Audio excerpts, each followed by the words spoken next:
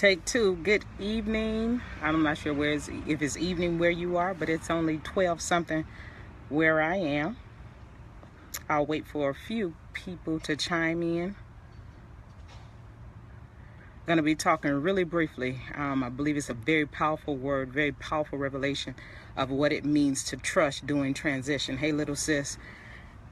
Hey, cousin. Talk briefly, really quick, about what it means to trust in transition. Hey, Sean. Good to see you here.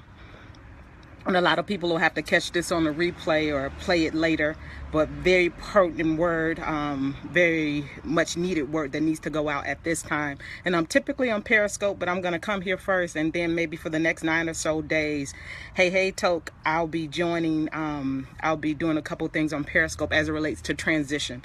As you guys know, this is such a critical season of transition. As you look at it on the very fundamental level, as you look at it as it relates to our governmental structure and our presidential changing, the Obama administration leaving out and transitioning, and a new administration coming in on tomorrow, or not until January 20th technically for the inauguration ceremony, but a new administration coming in. But the same thing in the natural is happening also in the spirit, this thing of transition. And I looked it up. I always look up words. I love words as it relates to transition, and I saw many definitions that I would like to see. But God gave me one even more clearly. Transition is the period or the process in which old ways of thinking and doing are changed to another. Hey guys, the period transition, what I'm using here for this moment of conversation, the period or process in which old ways of thinking and old ways of doing are changed into another. And if you're honest or not, just like the governmental structures are changing, the governmental people, presidents and senators and aldermen and different things of that nature, they're changing and shifting. But if you're honest and take an introspective look, and if you have any inkling of the Holy Spirit and understand that you too are transitioning, whether it be from an old relationship that you should have known, that you should have been out of years ago, whether it be from this place of depression to a place of joy, whether it's moving from that job and going on to that business project and that plan that God has called you to, whether it's just thinking and changing your way of doing. And if you look at your life just like I have my own, if you look at your life and look, say, man, I'm in my middle of 30s, I'm in my mid 20s, I'm in my mid 40s, I'm in my mid 50s, and you know what? My latter shall be greater. My life has been okay so far. My life has been full of hell so far. My life has been this and life has been that. But God, I know that there's so much more that you want me to accomplish before I leave this earth. And I know my time is not up. I know it's not over for me. So you know what? I'm going to endure this transition, this process, or this period of going and being stripped of old ways and old ways of thinking, old ways of doing, and change and being changed to another. But one thing about this process of transition, what it does, it does a lot of things. And first of all, what transition does, it changes you from focusing so much on your horizontal relationships and focusing on your vertical one. And you don't really find that much fulfillment. If you're really honest, you don't really find that much fulfillment in the people around you, because they're going through their own stuff. Not that they're trying to slight you in any way, shape, or form. They're just going through their own transition, so they can't handle yours and theirs too. So what's happening is you'll see a refocusing in transition. You'll see a refocusing from the lateral relationship, or the side by side or the horizontal relationships, into your vertical one. At this point in your life, you have no choice but to trust God. At this point in your life, you have no choice to waver in your faith. At this point in your life, it's do or die. You're gonna go crazy, or you're gonna go to the 5th floor of any hospital or psychiatric institution, because the enemy knows more than anything that this is such a critical point. And though you've seen all the political advertisement of this candidate going against another candidate, you really know that it's intense. It's so critical. Whoever take the reign next, not only politically, but in your own life, whoever you allow to take the next reign is going to be critical, and your demise might be at stake. And while we're talking about the political piece, I just want you guys to know, no matter what happens on tomorrow, I had a few dreams and a lot of different ideas about what's going to happen, but God really reminded me this morning, and I wanted to share it with you. The only way we can make make America great again. Only God can do that. But he said, you know what? Only I can make America great again. But I need my people. I need a people that are not scared. I need a people that are willing to expose systems and people. I need a people that are willing to no longer compromise about what the truth is. I need a people that are not fearful. I need a people that know their God-given authority and willing to stand up and do what's necessary and say the right stuff, even when it's not popular. I need those people to stand up. And the only way America is not great in many lives, in many facets, is because we haven't taken on the God-given our God-given identities. We haven't really stood up for what we really know is right. We are much more comfortable in blending in versus standing out. You know, you want called to be a part of that group and part of that organization and part of this and part of that, but it's so much more comfortable. It's so much more easier to just blend in than to stand out. But God said, you know what's going to make America great? Whoever candidate's in there is my people stand up and understand their identity, their full identity, and to use the full authority that I've given them to make sure that it happens. Couple things, because I'm writing this book on trusting in transition, and I have 10 tenets that I'm looking at, and by the end of this month, at the end of November, I'm gonna push it. It's gonna be an ebook first. I'm gonna push out this book called Trusting in Transition. But a couple points that I got fresh as I'm writing again that I wanted to take the time to share with you guys. 4 things, or really 3 things, that are necessary when you're trusting in transition. As you're leaving that relationship, as you're leaving that job to do that business, as you're shifting from one geographical location to another, whether you're leaving a ministry and going to another, whether you're focusing no longer in and giving the power to horizontal relationships, but really looking at the power in the vertical relationship. Whatever transition that you may be experiencing that I've not yet picked up on is going to require, these are 3 essential ingredients that I have for today, and I'll be coming back maybe for the next 9 days to talk about these. 1, transition is going to require that you disrupt your personal constitution. Those things that you once did. Well, I always do it like this. Well, typically when I do it, this happens, or this is how I work, and this is how it goes. You're going to have to be willing to dismantle and unlearn some things. And this is probably the most hardest thing about transition, as it relates to a transition, is because we've become, we'll wait till that car passes, sitting on my front porch here. We've become gods in our own life, small g. We become sovereign. We think we know what's right. We think we know what to do.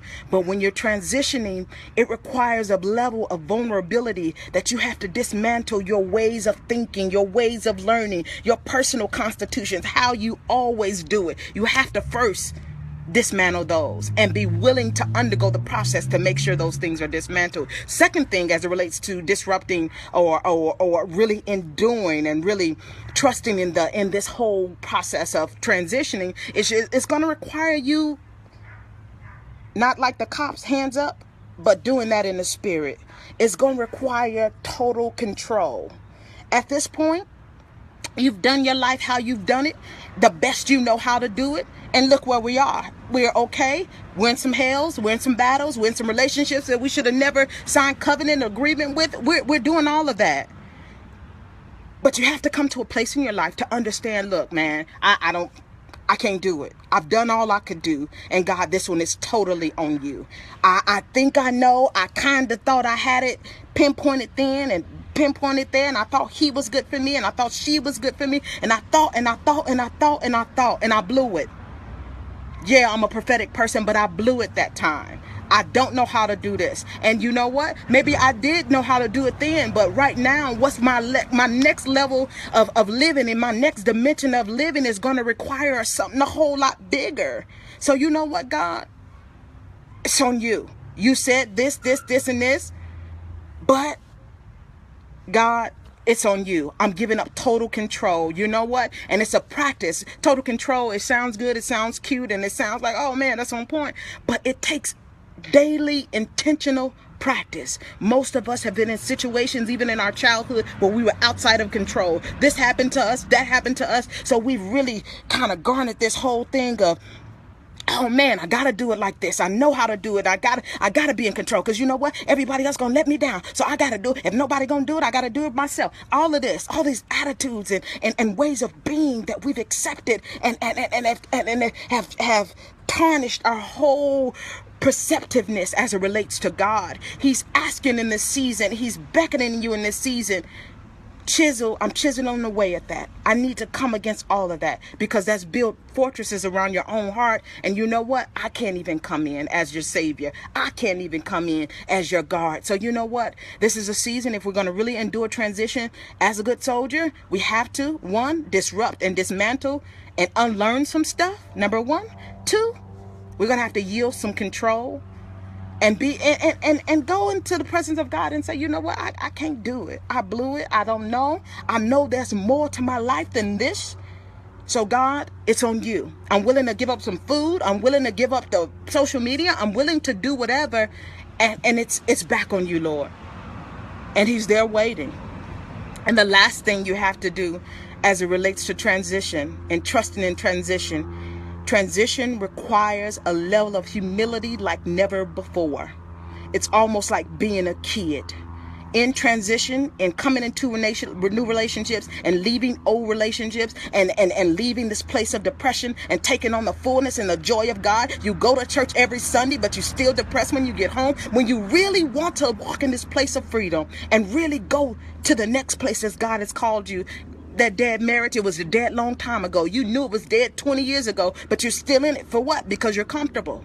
But when you want to go to a place of transition, you have to understand that the personal constitutions, all this stuff you learned, all this stuff that you taught, all this advice that you've gotten from your friends that ain't happy themselves, you have to unlearn, have to dismantle. And you then have to give your control back to God. He knows all, he sees all. And thirdly, you have to be humble. One thing that hurt envelops in his people is it develops a hard exterior. One thing that rejections develop in people is a hard exterior. It develops those walls, and it sometimes envelops this whole idea of arrogance. You won't come out and say, yeah, I know this, I know that. But inside, you look at people and you look at their situations and you say, they bad. Man, they going through something. Man, I'm glad I ain't them. And that's fine. But you got your own set of struggles. And you know what? This says, just like yielding control, it requires humility. And it's an extension of that. It requires a great humility. God, I just don't know. And telling you time again, I just don't know. And please bring me the right people. I know I need to move to a whole different state. I know I need to get out of this relationship, but I've been into it so long, I just don't know what to do. I've been in this dead ministry. I've been a part of this cult. I've done this. But God, I don't know. And I'm willing to let down my guard and allow you to come in. And allow you to come in. Because you know what? I trust you, God. I trust you. I trust you. And just like the children of Israel, when they was moving and leaving from the place of bondage to the place of the land of milk and honey, they were leaving to the place of Egypt and they were going to the land of Canaan. He said, when I move, you move, just like that. He gave them the cloud and he told them where to go. But they had to finally submit to themselves. You know what? We're not doing it how Joshua did it. How Moses did it. We're in this thing with Joshua. And God it feels a little uncomfortable that Moses is not here anymore. But you know what? I submit this to you. And you know what? Because I know I'm on the winning team. I'm on your team, God. That at the end of the day, no matter what it feels like, no matter what it looks like, no matter what my bank account reflects, at the end of the day, I know I have victory because I'm on your team. I know victory is my portion because I'm rolling with you. I know it. It don't feel like it. I feel like I'm going crazy at times. Nobody really understand me. No, the friends can't give me nothing. But I know I'm on your team, God. So I know I have to trust in transition. I have to go. I need to pick up my kids from school really quickly, but I wanted to give you that. I wanted to give you that. I know what it means all too well to trust in transition. For have God say, get to a place and you don't know what You can't really explain to people why you're there or why you're going, but you know this is what God said. All I know is this is what God said, and I'm willing to endure the period and the process in which my old thinking and my old way of doing things has changed. I'm willing, and God can do a whole lot with a submitted heart. So I see a couple of you coming on here. Thank you guys so much for joining. I need to pick up my little ones. Please replay, please share, and please stay with me. Maybe for the next 9 days or so, I'll be releasing just nuggets from this book, Trusting in Transition. And what God does, I don't come up with just topics to just write about, to try to make money off of, but I do write and discuss what God has shared with me, living out my own experience. He told me and my husband to come to California 4 months ago from the Midwest. It was a whole big deal. A lot of people didn't agree with it. And sometimes, many days, our bank account didn't line up with what it means to live in a place like California. But God said, get there. And day by day, we're uncovering. But he's taught us in this short time to trust in transition. And I'm going to teach those lessons to you here on Facebook. And also, I'm actually writing a book. And it'll be done by the end of November. And I have that available via Amazon. I'm going to have the ebook available via Amazon. I hope you guys are well. And just to let you know, just as the country is transitioning on tomorrow and people are going out to vote, make sure you know for sure that just as the country is transitioning, we are too individually transitioning. And the only people that can make America great again is God's people. The people that understand and know their power. The people that get off the church benches Sunday after Sunday, Wednesday after Wednesday, and say, you know what? This is just not a feel-good message, but I'm going to take everything I know and I'm going to speak out against it, even if it means being unpopular, even if it means being unliked. That's what making America great again is really all about, is making the people. Because America is just not this blank entity. It's a place full of people, a place full of progressive people, a place full of people that have gone to church, and people have made a mockery of us Christians because they know that we really don't understand our power. They know that we'll sacrifice our lives for ministry. They know that we'll go in there and sweat our hair out. They know that, but they know after the end of the day, when those people that are surround us and we've locked arms with dancing, they're not by our side. We don't know what to say when it's Tuesday and it's Thursday. We don't know really what to say. But if we can build our own time of prayer and really connecting with God, God said, he told me this morning, he said, I don't care what happens tomorrow, but I want you to know what's going to make America great is my people understand their identity, is my people understand their authority. So yeah, we're going through stuff. Yeah, we're all transitioning in some way, shape, or form. But be willing to interrupt your own constitution. Be willing to yield your control back to God. And be humble. And be humble. And be humble. I'm going to get out of here. I pray that you guys were blessed in some way, shape, or form. If so, please share this idea. Not to pump me, but I know God gave me something this morning. And I don't get on here if he didn't give it to me. So somebody needed it other than me. Somebody needed. Somebody's life is at stake. Every test. Yeah, Miss V. Every one of them. But what happens, Miss V? What's so crazy about every test and being a testimony? What's so crazy about that is we have so many testimonies that we're so scared to share. And one thing I understood when I wrote my first book, no matter what we've gone through, at the end of the day, it's not even about me. But we become so shameful because of the stuff we've endured that we don't want to share it. So people hence aren't blessed. And that's why you see generations of people going through stuff. The same stuff that my great-grandmother went, I'm going through. The same stuff that your great-grandfather went through, you're going through. And it didn't even have to be that way. That's why I think writing is so important. That's why I spend my life now helping people tell their stories, because legacies are so real. One thing that outlives us is our writing. That's the only reason why we have a Bible. Paul, John, Peter, all of them, they're gone. But they left some writing. And that's why we have a GPS to go by. and know what to do because somebody wrote. So if some of you are on here that want to write your stories, I can help, definitely help. But thank you guys so much for listening. Wherever you are, in your car, in your jobs, on your way to pick up the kids, eating dinner, I don't know, eating lunch, in the school line, just know to trust in transition. I'll check you out maybe tomorrow if you join me. Peace. Hey, Monty. If I didn't see your comment, it wasn't purposeful. I was just in a vein and I had to get it out real quick. Talk to you soon.